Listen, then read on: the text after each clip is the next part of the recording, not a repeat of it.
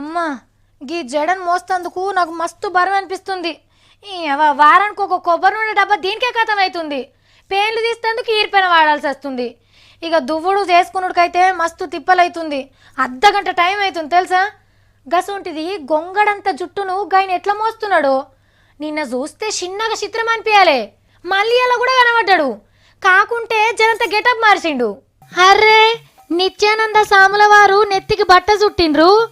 గోంగడ చుట్టుకున్నట్టు నెత్తికి దిష్టి తలుగుతుందని గిట్లా కవర్ చేసుకున్నట్టున్నాడు.